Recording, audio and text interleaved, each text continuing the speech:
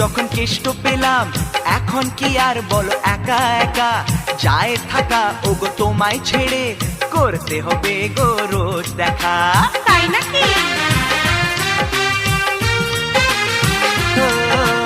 কষ্ট করে যখন কেষ্ট পেলাম, এখন কি আর বলো একা একা যায় থাকা, ওগো তোমায় ছেড়ে করতে হবে গো রোজ দেখা।